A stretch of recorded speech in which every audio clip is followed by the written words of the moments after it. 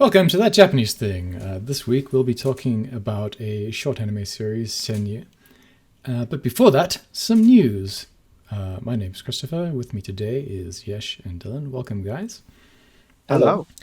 Unfortunately, we have to talk about the major news story which happened this week. Probably a week or so ago behind for anyone listening to this. Japan's ex-prime minister, the one before this one, was shot and killed by a 42-year-old man who made his own gun. I didn't know, I don't know how he did it, but I presume he just downloaded a schematic for like a... No, he No? went to a hardware shop, got some barrels. He made his own charges, and it's electrically fired. Oh, So he okay. used the battery. Yeah. So there's Yeah, no I was... conventional parts involved at all. No conventional parts. So I was wondering if it was like a laser print, sorry, no, a 3D printer kind 3D, of. yeah. Yeah. No, not in this case. No. No, so I mean, well, that'll make it one of the four gun deaths this year in Japan, I suppose. Mm. So it's pretty decent stats wise, but it doesn't look good when your ex prime minister gets shot while Indeed. he's campaigning. Yeah. So that's no good. I don't know. It's such a weird thing to happen in Japan, but these sort of things do happen in Japan quite a lot. So the police are saying that the suspect is saying that it wasn't politically motivated, so they don't know why he would do this. He was a Marine, I think, or he was in the Navy at least. His background, so it's kind of strange in that regard as well. I mean, people didn't like Abe when he first came into power because he changed the constitution ever so slightly to perhaps allow Japan to like have a defense force instead of a And its own defense force, self-defense yeah. force, so they could actually participate in wars. And quite a lot of people in the army don't like this because it means they would actively have to go into battle. And also a lot of people are very philosophically opposed to this. A man tried to burn himself to death outside of Parliament in 2014. He was a fundamentalist Buddhist, so I guess he's opposed to any sort of violence. They actually, just extinguished him and sent him home. But yeah, people are very angry, and I don't know. I suppose we'll find out more in the coming days of exactly why he did this. Why this particular individual did this. But this, Abe did face a lot of criticism at the beginning of his tenure because he also raised the local tax rates, yeah, something that Japanese politicians have been very antsy about doing. Abenomics was his. Big thing, yeah. So He's- Abenomics yeah. refers to a series of changes that he made for economic gain and prosperity. At the time Abe came into office, the yen was 125 yen to the dollar. After 4 years, it had come down to 75 to the dollar, which they tried to correct back to about 100, as they felt it had gained too much strength. Yeah, I mean, so Abenomics was a complete failure because it had the exact opposite effect of what he was trying was to achieve. intended. So, I mean, he was actually trying to weaken the currency because that would make it easier to pay off Japan's national debt. And so that's why he was trying to raise the what would be called a value-added tax in most parts of the world, or a sales tax in America, gradually over the course of a few years in order to try and create artificial inflation. But he sort of proved that economics professors are, broadly speaking, correct, that the only thing that really drives inflation is population growth. So if you don't have a growing population, apparently...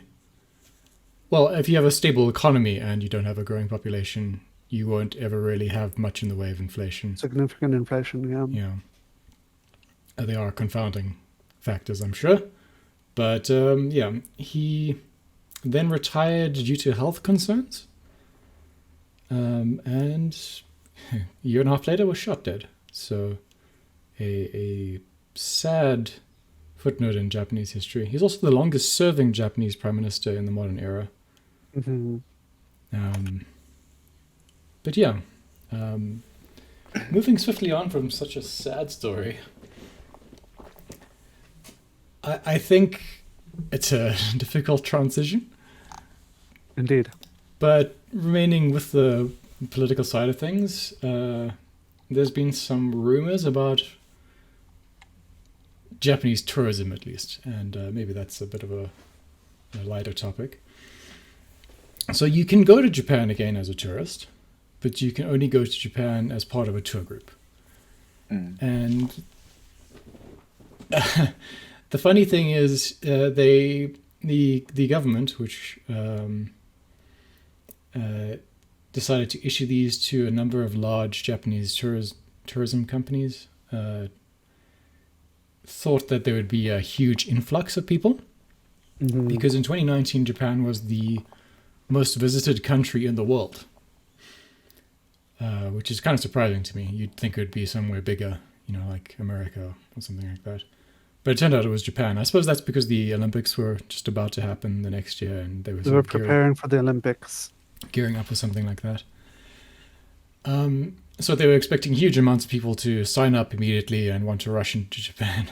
And a number of local reporters, bloggers and such all showed up at the airport to witness this, and literally not a single person showed up or came with the first tour group. So that was a bit worrying. But indeed, you sort of think about it, just because they lift the ban doesn't mean people are immediately going to just arrive. So it might take some time for people to actually plan their trips and such, right? But it turns out that there was like this weird leak. It's just a rumor about why Japan hasn't opened up yet. And it has to do with a drug that a Japanese... it's an amazing name. The pharmaceutical company is called Shinobi. Perfect. And they're developing a antiviral that will be cheap and easy to mass produce, and it will be Japanese owned, so it can be made in Japan.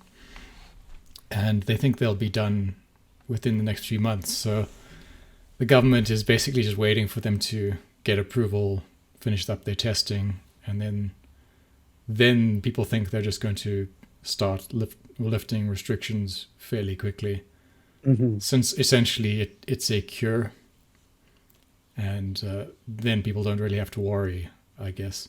But it doesn't really make sense because, the viral load in Japan is so high anyway. What would it matter if some additional people brought in more viral load, right? Well, and clinically as well, it doesn't make sense, because by the time someone's in hospital in a serious condition, you can get rid of the virus. It's actually killing them. The immune response typically, right? Or the secondary infection, either branch that falls through. Yeah, I'm just it doesn't make sense to. It's everywhere. It's in Japan. It doesn't make sense to have travel restrictions anymore. It just doesn't. But yeah, that's the rumor. So they're waiting for this. Mass production is expected to peak in August, apparently, according to this unconfirmed rumor. And then, the government is planning to basically just allow tourism as normal. Yeah. So that might be good news. But yeah, that's my slightly happier bit of news. What do you have for us? If you'll remember, when you were talking about the restrictions coming up about 4 to 6 weeks ago, I had said that I believe that they will just delay releasing the restrictions for a few months. Yes. Because the conservative government is trying to make a bit of a power play where they protect Japan first, and so they'll deny the tourism, even though it's hurting their industry significantly. Great job there, boys. Great job. Anyways, my news story is that Kazuki Takahashi, the original author and creator of Yu-Gi-Oh!, has sadly died in Nagao, Okinawa. He was sailing, or boating, because it didn't have a sail in particular, at the age of 60, and was found the next day at 10:30 a.m. Unfortunately, he apparently was bitten by a shark. But I do want to give the man some credit and some props. The original manga for Yu-Gi-Oh was actually a really well done thing.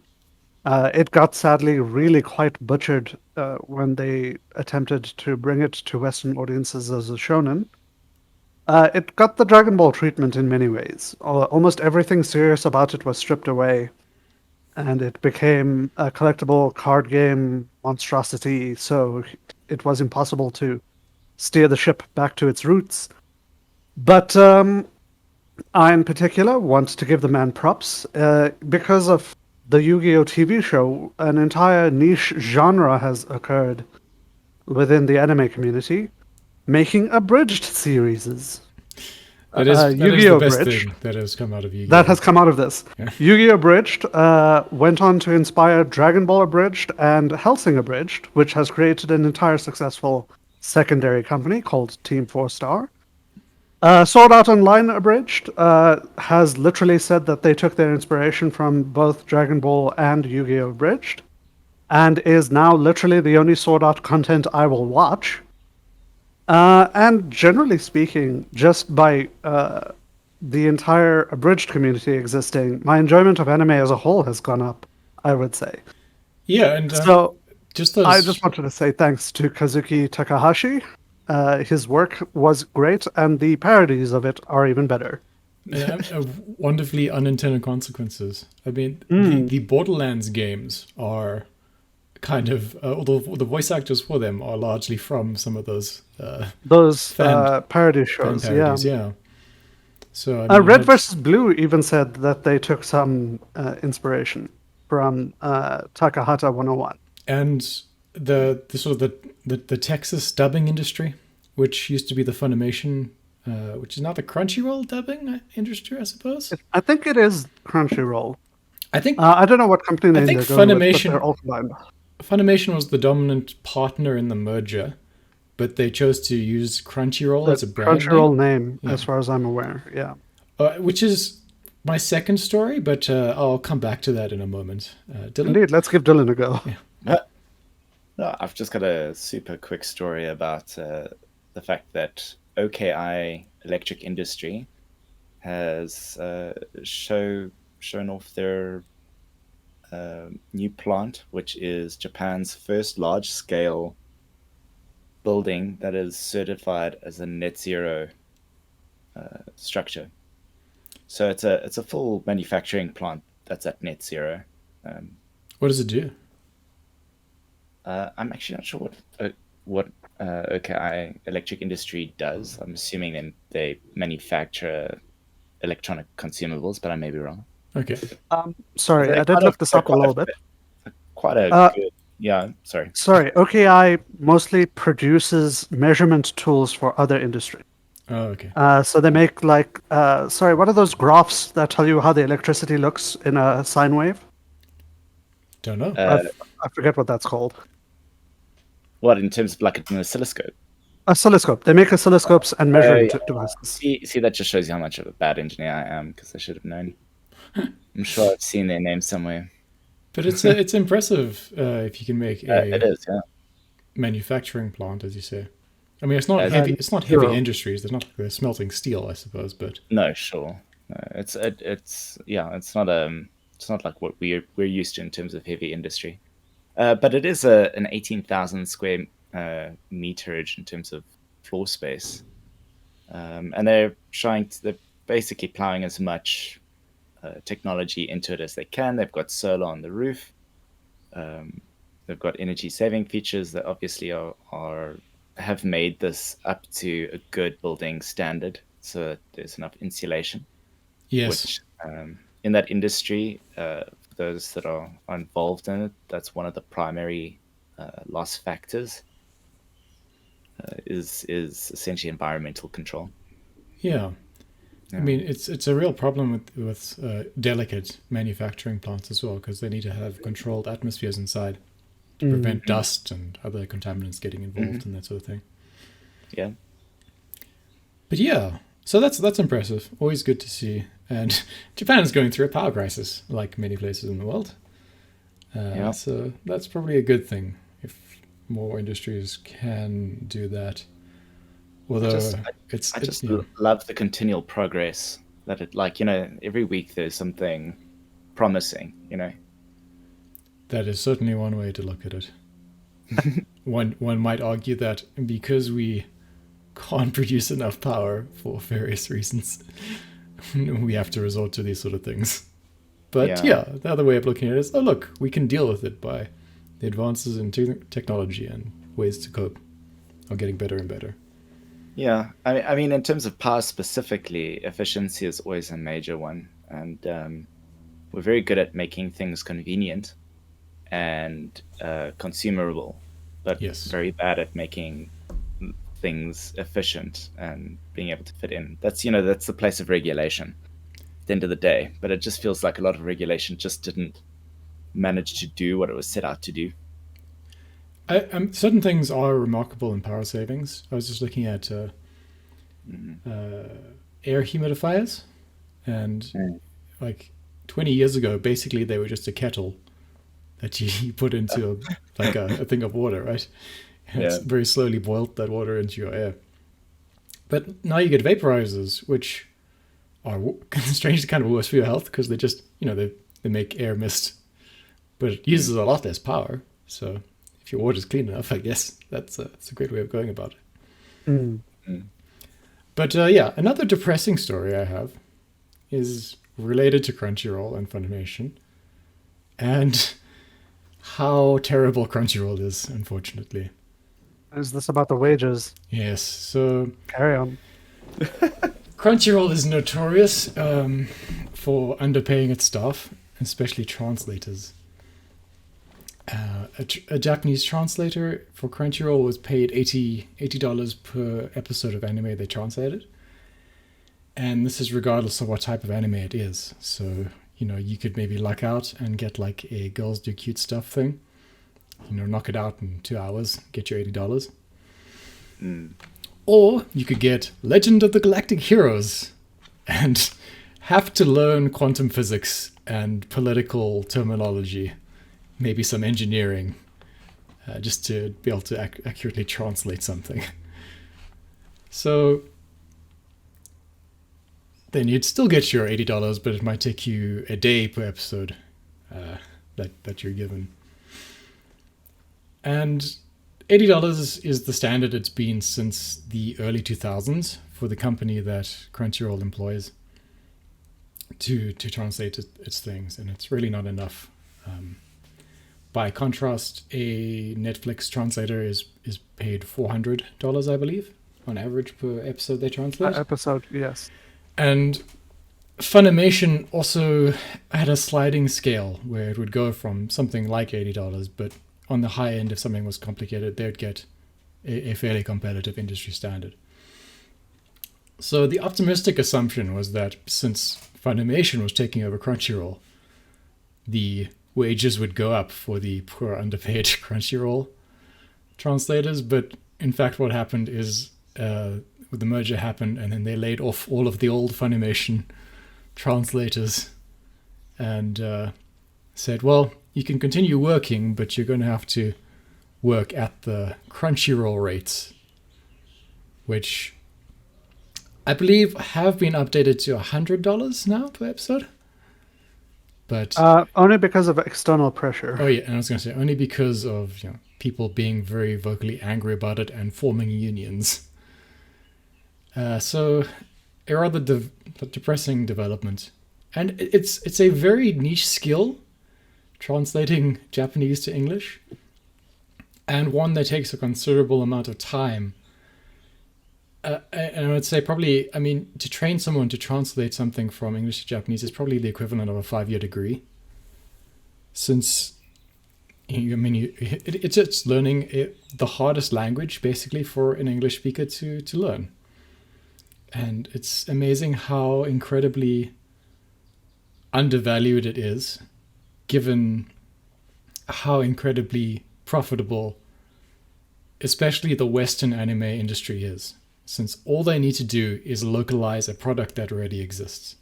Mm-hmm. Their entire function is to take the script from the Japanese company that is making the product and translate it into a local English version and maybe dub it if they're doing that as well.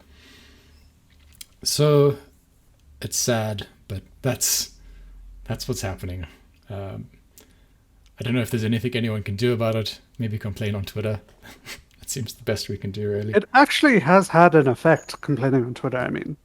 Yeah. Normally I laugh at that stuff, but the fact that it's actually put some pressure and they've responded So, I mean, kind of makes me feel like I should do it as well. Sony, who owns Funimation, bought Crunchyroll for over $1 billion US. Mm-hmm. It is ridiculous that they cannot afford to pay their translators a decent wage, given that that is literally the entire function of Crunchyroll is to translate anime from Japanese to English, and I suppose other languages around the world as well, but mostly just that. Anyway, that's my rant over, and we can move on to a happier topic, unless you guys have anything else. Not me. No, Excellent. happier topics are good. So, I wanted to go into something completely bizarre and surreal.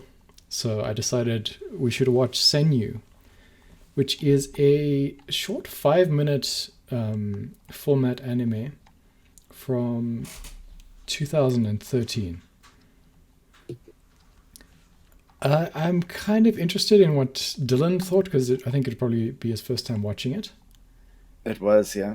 Did you think it was a bit out there? Or... Yep. No, Yeah. out there is an accurate description. Right. So I wanted to talk about it because for me it sort of is exactly what a lot of Japanese humor is, which is just senseless kind of weirdness that doesn't really have anything particular to do with reality, which is why originally I think I liked Japanese humor, because it's so surreal and so detached from real world concerns at some point that I think that's why people, when they first see anime, they see it as something completely alien and new. Not just because, it's shiny and colorful and entertaining to watch, but because the sensibilities in a lot of anime are just kind of out there and wild. And also, it's really disconnected from Japanese culture as well, in a lot of ways. Yes, it really is. Because the anime industry is run by the weirdos of Japan, not the normal people who vote for the Conservative Party in Japan. And I think that's worthwhile kind of realizing if you're a fan of Japanese stuff and you like anime. Yeah, is that most of Japan is not kind of in step with the way that the anime industry is run. They kind of see those people as kind of peripheral, almost non-Japanese people in some way, shape or form. But Senyuu is just on the wrong side of the isekai trend, I would say. I think Devil is a Part-Timer had already happened at this point. It was in the same year or the year before, but Devil is a Part-Timer, yes. Yeah. But this wasn't part of that. It would have been interesting to see if this had been made then, what it would have been different. Let's like set it up though. So it's made to be tonally inconsistent, I think, is the way to put it. It's a fantasy anime about the heroes that are descended from a hero who vanquished a demon king, and a king who wants to send them out on a quest to go and investigate a sign that's appeared in the world. But everything is just basically a ruse. And the king is actually the villain, or they're not really the villain. The hero is not the hero.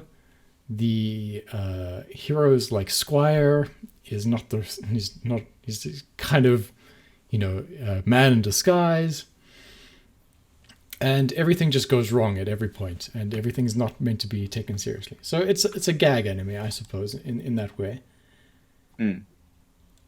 And it's a 5-minute short anime, so none of it allows the plot to really develop. But they did make 26 episodes, and that gives you like a good like hour and a half of actual anime, if you exclude like the ending. And in that time, you get something of a story. But the reason I like Senyuu is not because the story's good or anything like that. It's just that I've watched it a few times now, I think maybe 3 or 4. And as soon as you stop watching it, the series of events that happen in it go haywire in your brain. And you actually forget what's happened in what particular order it happened. And none of it really matters, because it's just an insane story that's meant to sort of make you question the fundamental like precepts of reality, and how just this kind of absurd world that this man has created is maybe more related to your own reality than you think it would be. What do you think, Dylan? What did you think? I think describing it as a gag anime is quite accurate. And talking about Japanese humor is quite poignant. A lot of the Japanese humor that I've come across relies very heavily on subversion of expectation. So there's like a lead up to a thing. There's a turn. The more abrupt that turn, the funnier it typically is, and the outcome is, dogleg back 45 degrees from where you thought the trajectory was going.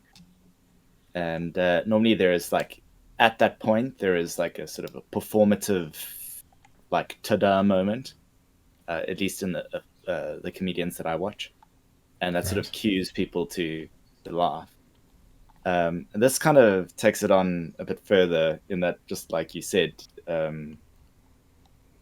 almost like every element of it is not what you'd expect, right? So the fact that it's a 5-minute episode is it's not conducive to your typical storytelling. You can get off a couple of gags and a little bit of storyline, and then suddenly where you think it's going, it just ends that episode. Yes. And then very often what they do in the next episode is they fast forward past the sort of the critical point that you would need for a satisfactory conclusion or satisfactory point in that story. And you're left to kind of make up in your mind what, not make up, but sort of fill in the blank space of what happened in the interim. They do that quite regularly. So yeah, it's designed to kind of keep you off kilter mentally all the time, and I think that's why you get that phenomenon that you're describing, that the storyline kind of gets jangled because you didn't have like a normal storytelling rhythm that you were flowing through that kind of pieces it all together into this monolithic story. You had a lot of disruption and interjunction, breaking of normal flow in the story. One of the things I like is they undermine everything at every turn. So they undermine the narrator throughout the whole series, to the point where he's in despair when he's in some cases when he's trying to narrate something. There's like one episode where he's like, "Hey, why didn't anyone tell me it's beginning?" and like one episode, he's just like, he's trying to advertise his services to like another company. That's part of the narration. Yeah, I mean, it leans heavily into sort of absurdist kind of, that like in terms of philosophy, right? Like, so from nihilist to absurdism. So from these stories don't really matter. There's no meaning to them. to the point where you're like, well, then you can make fun of it at that stage. Every part of a normal story structure here is undermined. So the hero is fundamentally just stronger than the villain, right? The original hero turns out to not be a hero at all. He's just some guy. Yeah. His squire turns out to be the ancient hero from 1,000 years ago, and the demon lord turns out to be much weaker than him. So there are actually no stakes. And we learn that the hero's cheat power is he can do whatever he wants. He can change reality with no consequence to or however he perceives it, basically, is his power. So there are no real stakes or anything. And everything that happens during the story is just maybe this kind of hero like killing time for his own enjoyment. He enjoys watching people suffer. Yes. And I mean, it sort of makes sense if he's like, 1,000 years old and just incredibly bored. Because supposedly he's been sealed away with the Demon Lord or something like that. We don't really ever get any clarity on that as well. And I know you watched this when it came out, Yesh. Mm-hmm. Did you? I was trying to suggest it to all of my friends because it consistently made me laugh. Right. Did you? I see something a bit different in the show in the first 12 episodes or so than I think almost anyone else does. Right. But I feel like it's also a little bit an off-the-wall, incorrect assumption. Okay. I oftentimes see these isekai / otherworld journey anime as office workers who think they're, or rather wish to have the wish fulfillment of. They're secretly talented, but the office workers don't see them that way. So we get hundreds of thousands of these anime where the main character is someone who was thrown away as useless, but they're secretly ultra uber powerful. Or in the real world, they were abused or mistreated or they failed at life, but now they get a second chance at life and they'll do it better, they'll do it right this time. And I can't help but feel like this is that, but in reverse, where we're on a fantasy journey on the surface, but it's making a comment about office culture for real. So everything in this show is about how your allies are your enemy and your enemy kind of screw themselves over by themselves and then like blame you. And management is totally doing whatever the fuck they want for their own aggrandizement and they don't give a fuck about their workers. So for me, this was one giant office worker, salaryman tale told as a fantasy story. I think there is like something to that because you a lot of it is what do they call it? Water cooler humor or like office humor. The way that the hero is treated, well, okay, not the hero. The way Alba is treated by Soldier and the other people that are supposed to be his co-workers, but everybody's trying to snipe the win so that they can get promoted. Is very much, it feels like an office drama just told in a fantasy setting, which is like a direct parody, in my opinion, of all of these other ones where it's an office worker who dies and goes to the other world and how he was so badly treated by the company, but now he has a harem and everything. Did you watch the little OVA that came with it? I watched, there are 4 OVAs for this. 4 OVAs, yeah. Yeah, and I did watch them. I think the first 3 are about the butler. The butler and the king, yeah. And the butler's entire like sort of purpose in his life was to work hard so he could get a tenured position. So that he could become lazy. So that he could become lazy and not have to work hard. And I mean, there's just sort of that commentary throughout the whole thing about how a lot of the tropes for these characters are maybe like fundamentally wrong. Yeah, exactly. Like, why are all the maids and butlers and things in anime always like so hardworking and perfect at their jobs? Why is the hero always earnest and good? I mean, this hero literally stabs his companion just for the fun of it. they have like this teleportation magic, which if you don't wear a specific suit, breaks your ribs when you use it. And they just put the fake hero through that, just basically to punish him for being alive.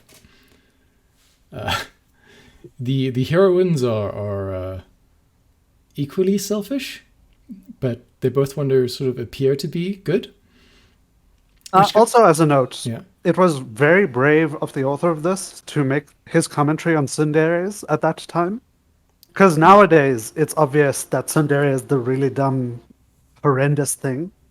But back then, we were getting fucking Zero no Tsukaima. I don't know if you remember that anime, Chris? I do, but I think Bakemonogatari was really where the tsundere thing took off, wasn't it? Okay. No, long before then. Zero no Tsukaima and fucking Love Hina. Fuck me. Sure, I mean... Do you remember the it's always been shitty there. version? I know it's always been there, but the shitty version was very powerful in 2013. Yeah. Where the heroine would literally punch the guy so hard that his head would twist all the way around. I just don't They think that's... animated the blood. They whipped them and shit. I don't think that's gone away. I think that's... It has very significantly become less shit. well, Modern it's not tsunderes it's not are the just amount- cold. Maybe. I promise you, Chris, you might have forgotten because it was the bad times. In 2013, the tsunderes were physically violent monstrosities. The princess in this is a parody of that physical violence. Because literally they would hit them with cars You're and right, shit. you're right.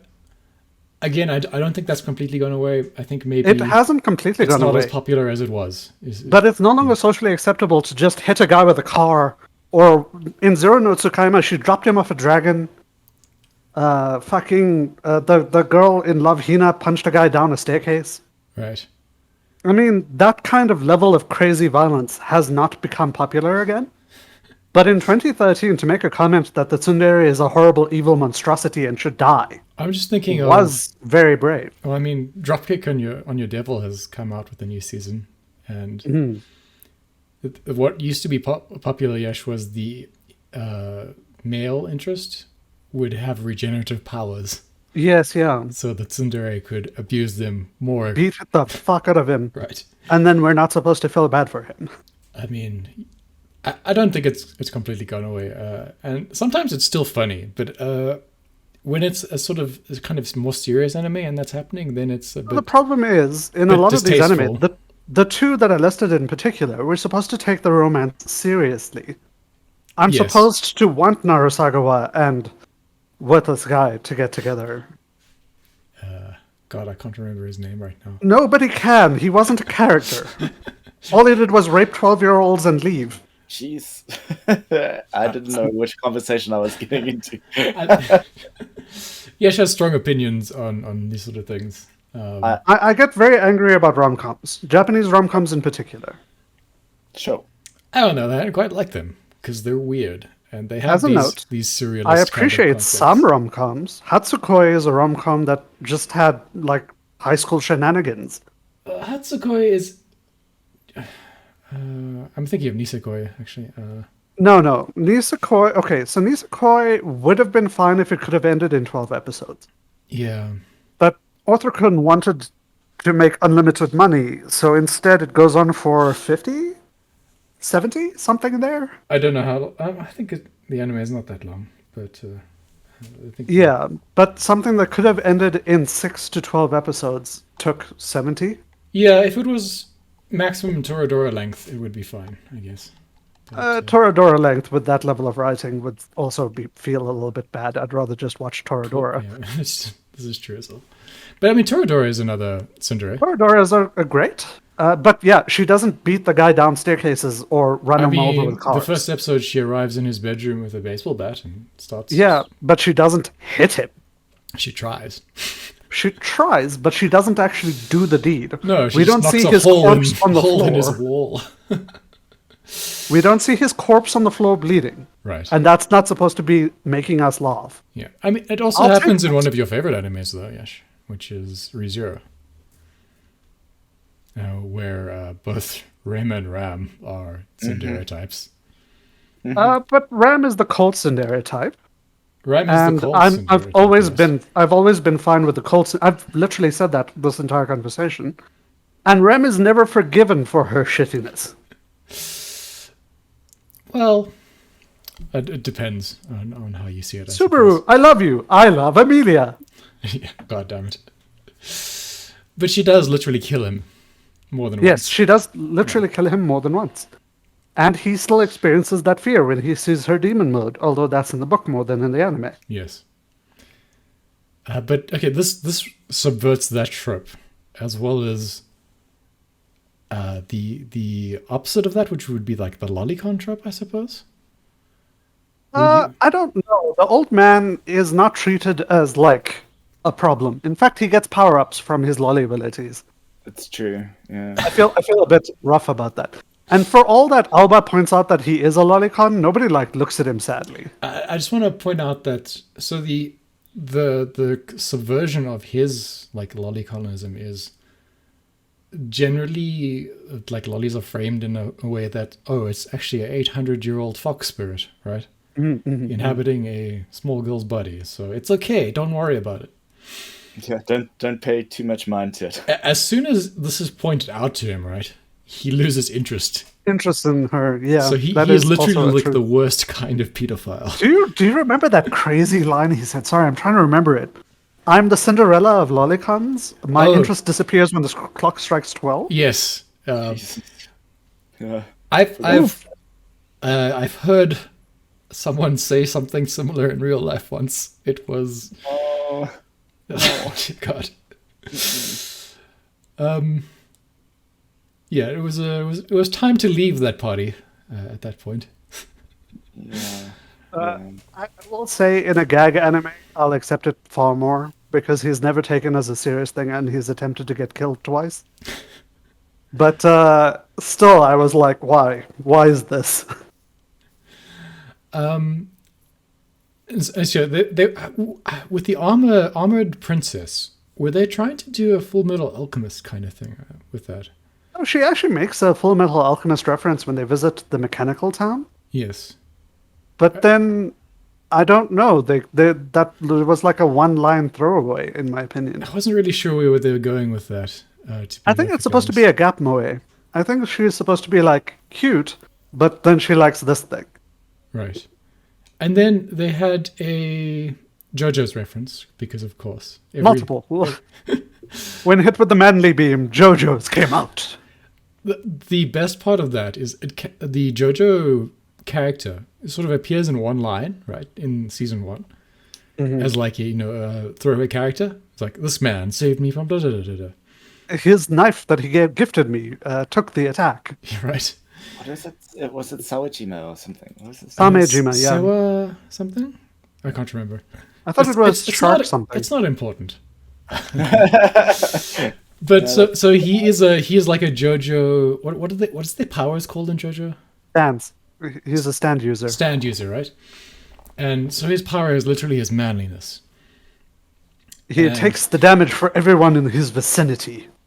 And so like the dragon demon thing like hits him and does literally no damage. But he's like, how's that possible? He's not even wearing armor. And he says something like, I'm not wearing armor, but I have something better in armor. Manliness or something like that, right? My back is protected by my manliness. And then like the hero points out, that doesn't make any sense. Makes no sense. And then he sort of considers it and like, oh wait, that doesn't. I think the funniest single moment in this entire anime, the whole thing, is when they first meet Samejima and we're in the in-between space, between worlds. Yes. And he's spouting all the stuff about how his manliness allows him to travel between dimensions, and save his friend, break brainwashing. Like, that makes so much sense. And everyone is just agreeing, and the hero, the true hero, is like, ugh, something hurts. I feel like something's missing, but what? And we're all like, the guy who exclaims and explains that things are wrong. Yes. That makes no sense. He's missing. And the hero's like falling over and blood's coming out of his mouth. My favorite one was like, but how did you get into this place that could only be gotten to in this one particular way? It's like, well, my friend was in danger. That makes so much sense. His friend was in danger. That makes sense. That'll do it. So desu ka. Uh,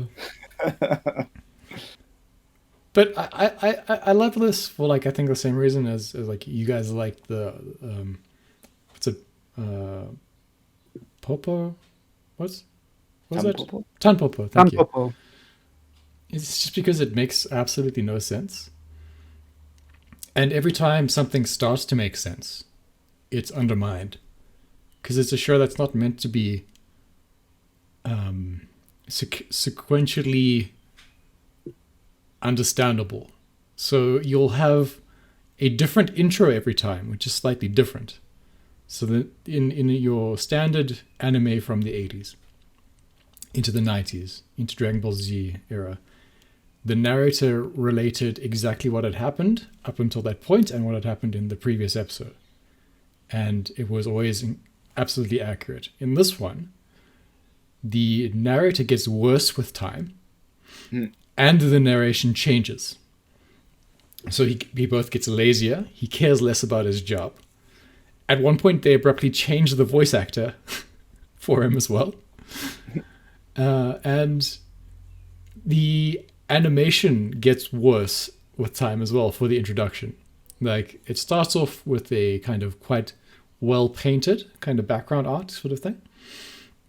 Then it devolves into like, children's crayon sketches. Then just into black and white drawings. And then by the time you get to like episode 5, there's just a Gundam like randomly inserted into the opening sequence. And yeah, that's just the entire tone of the story, which is, if you're ever taking anything seriously throughout it, that's not the reason to watch that. And yeah, that's why I like it. But it's difficult to kind of put that into words. I just suggest everyone watch it and see if they agree that it's a good show. Because what's nice is you can go through like 10 episodes and it won't take that much time.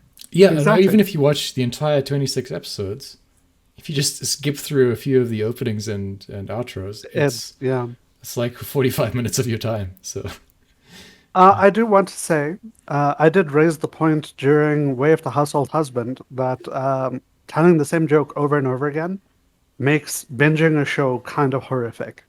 That show, I enjoy the humor on an episode by episode basis, but watching it all together did kind of damage its humor for me. This show is consistently funny even if you binge it.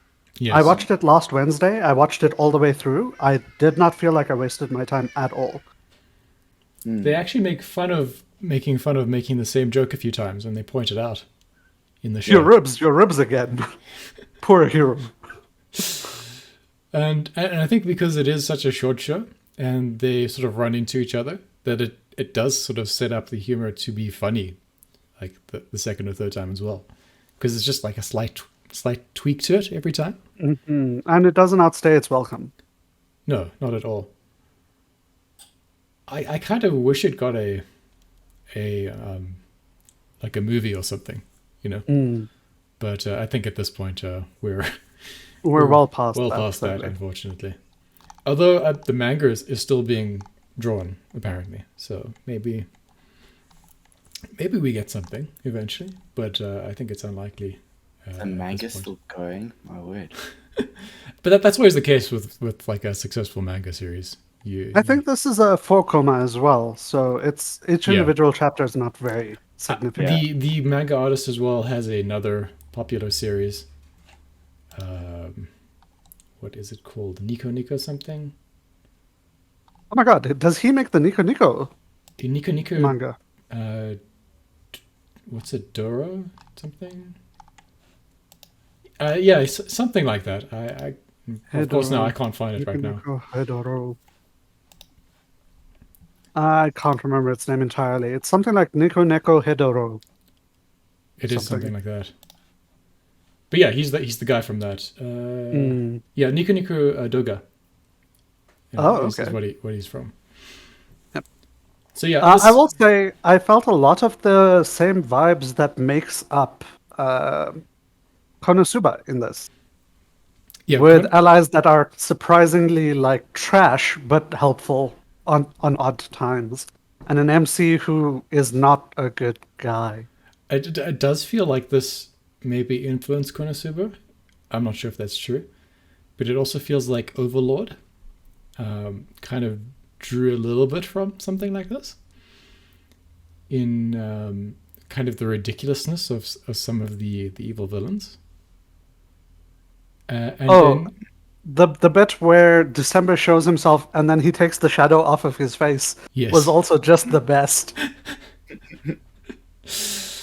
No, I love this show. It's just the best in like the worst kind of way as well, because it's clear that they know it's trash. And every time something becomes something you could criticize, they will cut to the castle, and it'll just be like like an animator's note: remember to draw castle. Right?